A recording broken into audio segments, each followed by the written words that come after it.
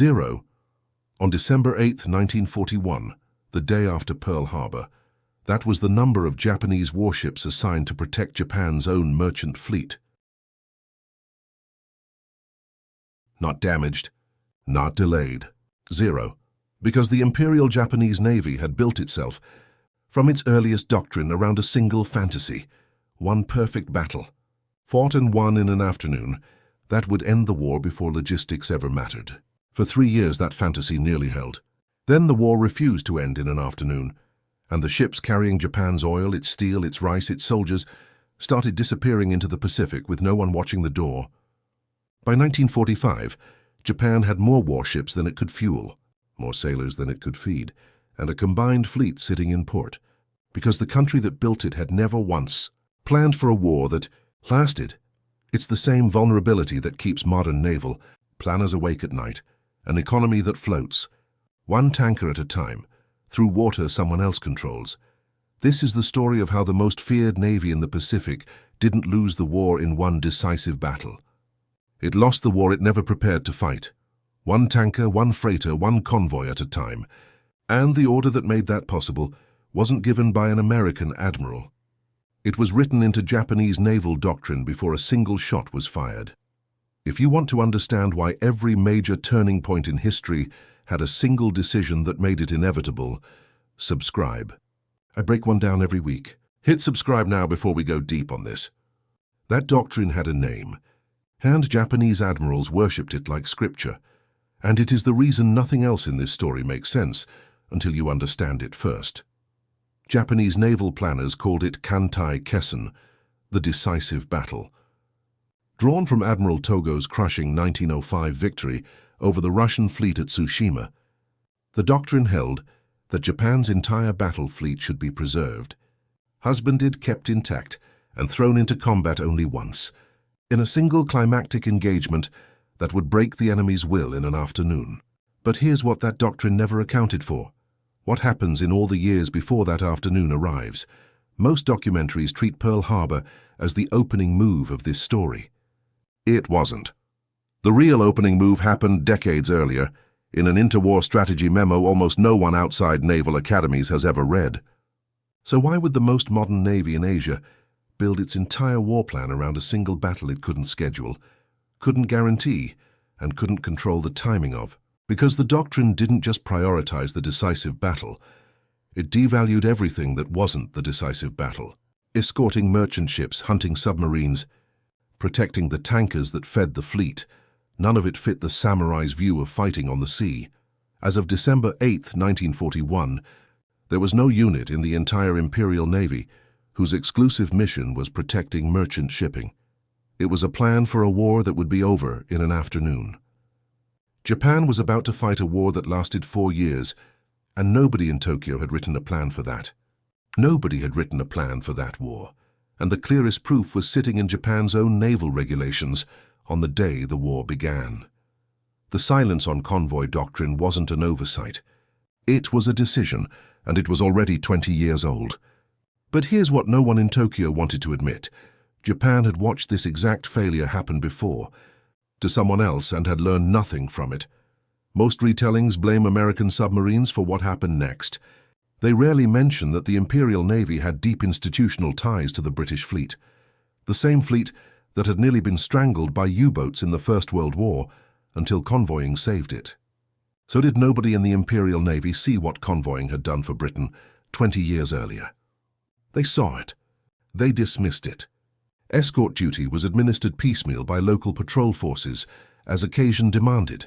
No dedicated command, no standing doctrine, no coordinated air cover. Convoying a merchant ship was defensive, unglamorous beneath the naval offensive culture the fleet had built its identity on. The lesson of the last war's convoys sat in plain sight, and Japan's navy walked past it.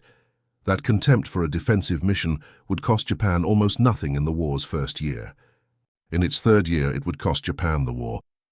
The bill for that contempt didn't come due immediately. For 8 months, the fantasy of the decisive battle looked almost real.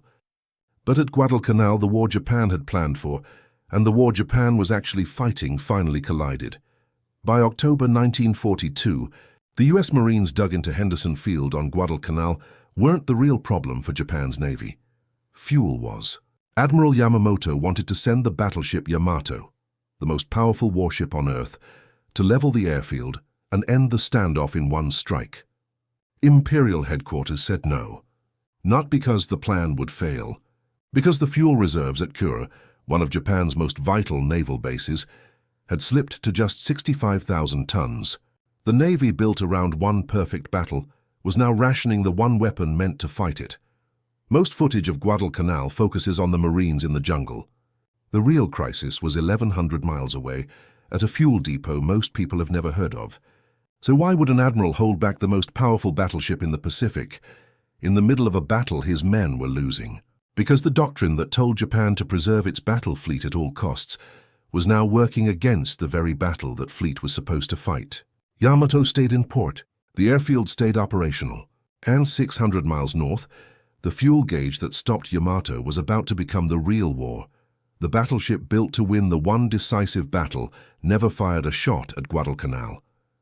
That fuel gauge, the one that kept Yamato in port, was the real front line of the Pacific War. And almost no one back in Tokyo was watching it closely enough. For a moment, in early 1943, it looked like Japan had stabilized. Convoy losses slowed through the spring, shipping deliveries briefly caught up with demand, and Imperial Headquarters allowed itself to believe the worst had passed. But that calm wasn't recovery. It was the last quiet water before American submarine numbers more than doubled, and the ships Japan had never built. Escorts sailed straight into a hunting force that had spent a year learning exactly where to find them. The number that should have triggered alarm bells in Tokyo barely earned a mention in the official war diary. US submarines in the Pacific grew from 47 at the start of the war to 104 by February 1943, more than double. In 14 months, while Japan's Convoy Escort Doctrine remained exactly what it had been on December 8, 1941. Nothing by the time anyone in Imperial Headquarters treated the submarine numbers as a crisis instead of a footnote. The ships needed to fix it didn't exist yet, and building them would take a year Japan didn't have. That year Japan didn't have finally ran out in October 1943. The month Imperial Headquarters finally ordered a unified convoy escort system into existence, roughly 2 years after the war began and decades after the lesson was first available to learn. Building the escort force was the easy part. Crewing it was where the doctrine's real cost showed up. In April 1944, the Take-Ichi convoy left Shanghai carrying 2 full infantry divisions toward the Philippines and New Guinea.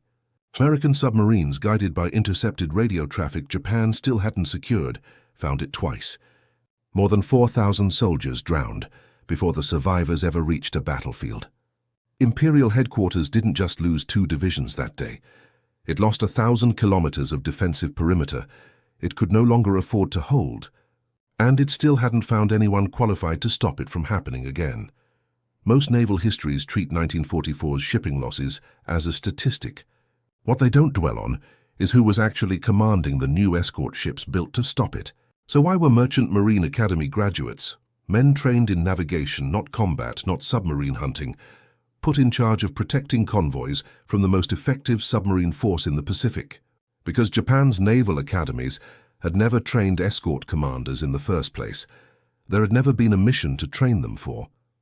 There was no unified tactical doctrine between escort ships, no standardized communication, no shared training pipeline. Monthly shipping losses reached 265,068 gross tons that November alone. This was overextension without a defensible rear. Japan had projected power across an entire ocean without ever securing the line behind it. The convoy system Japan built in 1943 wasn't a fix. It was a funeral procession for a merchant fleet that was already dying, and by the time anyone admitted that, the combined fleet itself was running out of road. Running out of road is exactly what happened to the most powerful fleet Japan had ever assembled, and the proof came not from an American torpedo, but from an empty tank. By June 1944 in the Marianas, Japan tried to force the one decisive battle it had spent 40 years preparing for. History remembers the Battle of the Philippines. See, for the nickname, American pilots gave it the Marianas, Turkey. Shoot! Almost no one asks why. Japanese pilots flying into that chute had a fraction of the flight hours of the men who'd won at Midway 2 years earlier. So what happened to the pilots Japan should have had in 1944? The same doctrine that starved the merchant fleet of escorts had starved the training program of fuel. Every gallon burned defending convoys that were sinking anyway was a gallon not spent training the next generation of naval aviators. By late 1944, the merchant fleet was gutted.